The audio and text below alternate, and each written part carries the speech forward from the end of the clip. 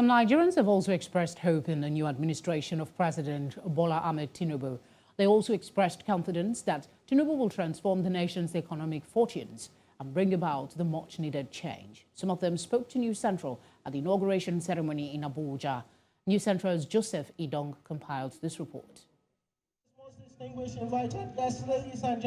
It's a much-awaited inauguration for Nigeria's President Bola Tinubu, as he takes over to become the nation's 5th president since the return of democracy in 1999.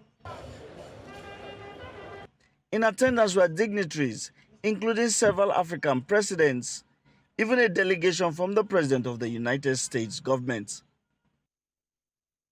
The event commenced first with a march past by Nigeria's armed forces, as senior government officials and dignitaries were called up to the VIP section. Then there was an inspection of the guards of honor by the incoming president.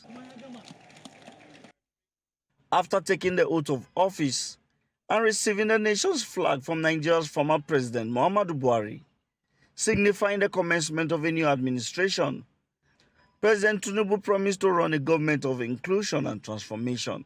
We shall consult and dialogue would never dictate. We shall reach out to all, but never put down a single person for holding view contrary to our own. The National Parade Troupe gave a beautiful performance to show Nigeria's culture and unity in diversity. The military also took time to perform a change of guard ceremony. Some Nigerians News Central spoke to expressed their excitement, saying they are confident of a new era for the nation. He's worked hard, he's prepared for this moment, and we are definitely sure he will deliver on his promises to our country, Nigeria. There are issues with the economy, issues with security, issues with unemployment, etc., etc. But my belief is that where there is a will, there is a way, and that man has the will. Ezewuike has come to bring the same panache and touch like he did in Lagos. I am very pleased and happy, and I appeal to all Nigerians who voted to be patient that Ezewuike will deliver. What he's looking for when he said the Emiloko is that it's my turn to try and change the narrative. And I want to tell all Nigerians to come, love him, support him, especially my Igbo brothers and sisters. We are very optimistic that the poverty in the land is going to be eradicated, killings is going to be put to an end, Nigeria will begin to move together as one. We have suffered enough. 8 years have been 8 years of suffering. Yes, of course, Buhari has done his best and made progress in the best way he could. Nigerians have to understand that we have only one government at a time. And no matter what your own personal preferences may be, when the people have chosen, the people have chosen. So we should work with the government. Dr. Tuyi Mebawondu, public affairs analyst, joins us in the studio, and Ahmed Musa Husaini, a public affairs commentator, joins us virtually to look at the task before the new administration in Nigeria. Gentlemen, thank you very much for joining us. Felicity, thanks for having me. All right, let me start with Mr. Husaini. President Bola Ahmed Tinubu has announced the removal of fuel subsidy. His intention to review some of former President Buhari's policies. What are the potential implications of Tinubu's inauguration on Nigeria's domestic and international political dynamics? All right, thank you for having me. So I think starting with fuel subsidy, actually it is very obvious that fuel subsidy regime in Nigeria is unsustainable. If you can see, I'm actually privy to some of the figures around this fuel subsidy regime. And generally, you can see Nigeria has a daily average consumption of fuel at around 30 to 33 million liters per day. But what if the federal government pays subsidy to through the NNPC is around 90 to 95 million liters per day every day. So you can see there's a huge gap of about 60 million liters per day that was actually unaccounted for, that we paid actually subsidies for every single day. And, you know, if you look at the average price in the West African sub-region, PMS actually sells for around 360 to 400 naira.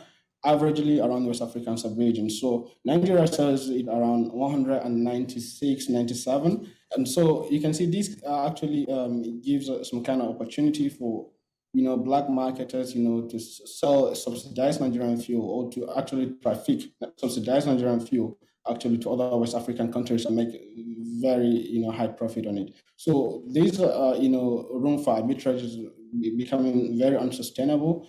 For the past many months, actually, the NPC has not been remitting a single naira to the federation account. And this is actually affecting the ability of states and other governments at national level, to meet their financial obligations, even the federal government itself. So looking at the, harsh economic reality facing the country, so the government has to actually, decide whether to keep, this, fuel subsidy, thing, or just to, scrap it and then use the savings from the fuel subsidy actually in investing in, social welfare services and, building a resilient infrastructure that will end up creating jobs for Nigerians. So, let me bring in Dr. Mebawondu. How do you assess President Tinubu's political ideology and how may it shape his governance style and policy agenda? President Tinubu is a tough fighter. You have to give that to him. In every policy challenges, he's been, quite an egghead, pushing his way and very bullying in terms of making things happen. But let me, start off from where the last speaker ended. First, he says fuel subsidy is unsustainable, right? Let me tell you, it's fuel subsidy corruption is unsustainable because first and foremost, let's face it, we're talking about fuel subsidy. We've not been able to sincerely quantify the amount of fuel we're using in Nigeria. So we just carry the water and the baby and throw everything away. So, okay, fuel subsidy is the problem. It's the big elephant in the room. Let's throw everything away. I was thinking that the fuel subsidy corruption is what I'm going to really deal with first before I now move to read the fuel subsidy and see what it's about. So again, okay, it's all right, let that one go. But as it is, the critical issue, let me just borrow from James Carville, that strategist to President Clinton, who said, it's economy stupid. Because economic decisions, economic experience determines the pivotal role of political movement. For Nigeria, it's economy stupid because as long as the economy is bad, the economy is not going up, it will affect the political movement of the people. And that, we've seen that played out. But he actually said he was going to remove fuel subsidy during the campaigns. And in the twilight of Buhari's administration, that move was jettisoned to allow the new administration make the decision. There were talks about liaising with the Presidential Inauguration Committee and all of that, and the Buhari's administration. We're not complaining. Let him remove the fuel subsidy. But I am pointing out that there's an item before that fuel subsidy. There's fuel subsidy corruption that was not looked at. That was just part of the fuel subsidy and thrown out. Well, of course, there are a lot of factors punching Nigeria on every side. And everything dovetails to the fact that the country became quite unstable because what? Because of economic challenges the country is facing. Economic challenges dovetail into security issues, dovetail into ethnic or whatever problem you're seeing in Nigeria. So we have to actually come down first and foremost and address the economy. And of course, the low-hanging fruit is to look at fuel subsidy and hammer it, as the first step. I'm hammering fuel subsidy. I'm going to free money to invest into this and that. But as long as that corruption is to still keep happening, the corruption will shift from fuel subsidy to whether education subsidy or whether it's health subsidy. We hope that will not be the case. Let this action speak. Let's happen. Okay, let's bring in Mr. Husaini quickly. First, what's your 2 cents on the fuel subsidy removal? And to that, what are the main challenges and opportunities President Tinubu is likely to encounter during his tenure, considering, of course, the current state of Nigeria's economy, security, and other social issues?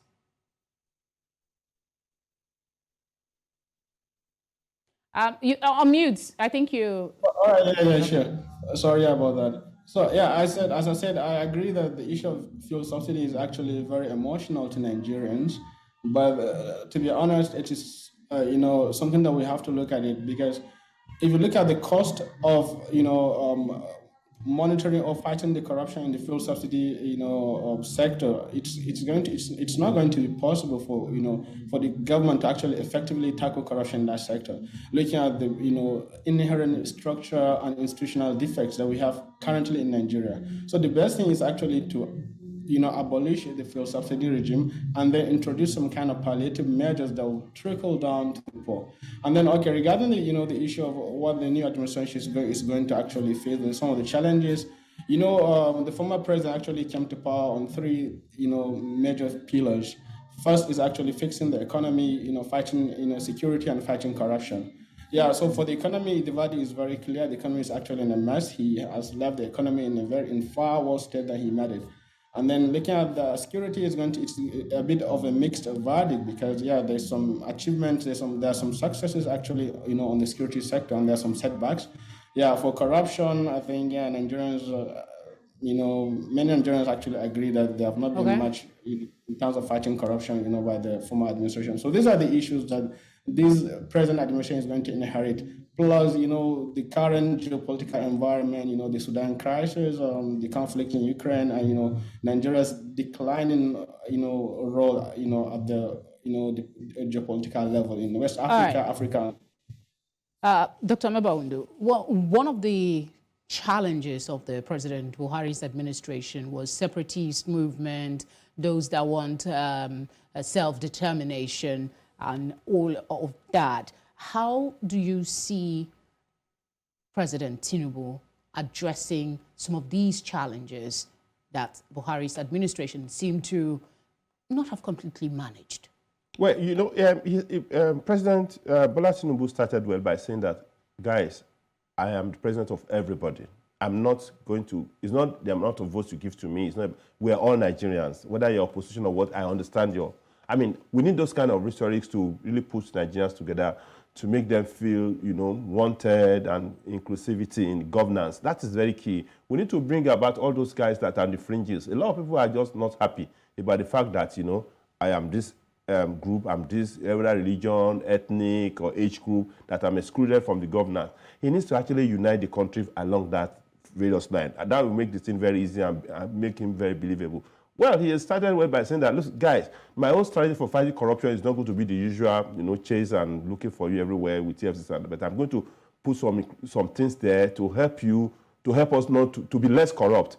For instance, I'm going to introduce a kind of credit policies that can allow you to buy vehicles, buy houses, do a lot of things without you having all the money. So why would you now want to steal money? So, and I'm going to raise up the monitoring mechanism.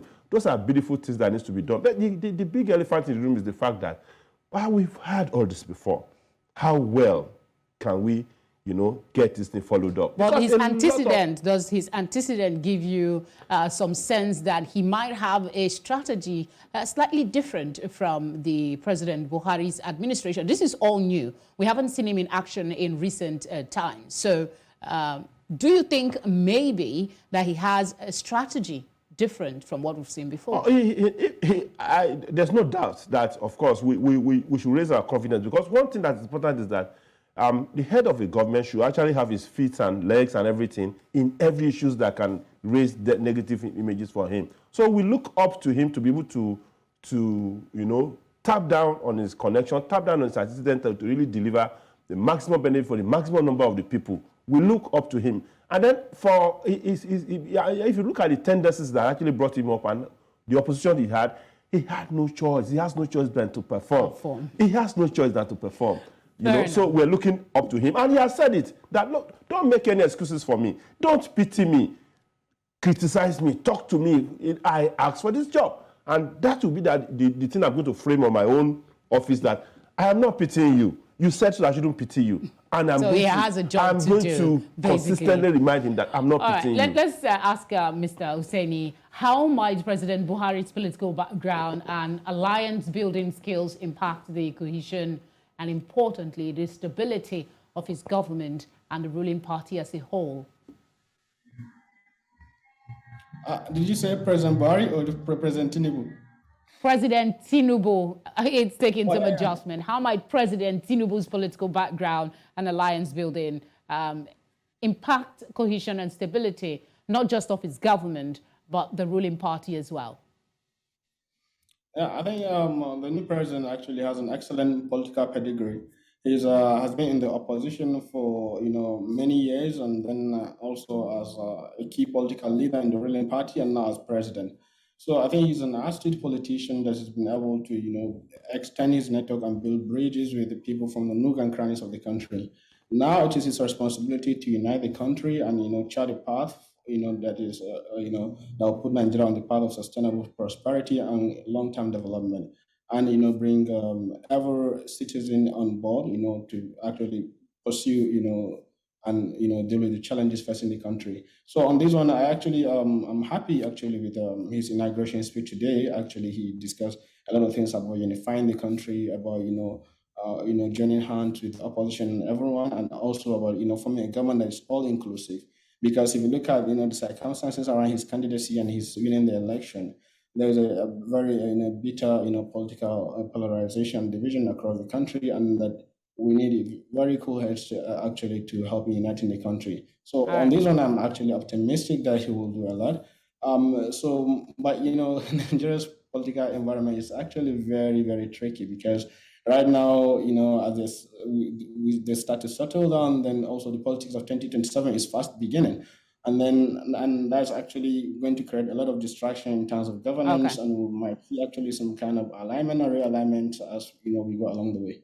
All right, Mr. Ahmed Musa Husaini, thank you very much for speaking with us. Thank you. And of course, Dr. Tuyi Mebawondu, always a pleasure. Thank you for coming. Thank you, Felicity, for having me.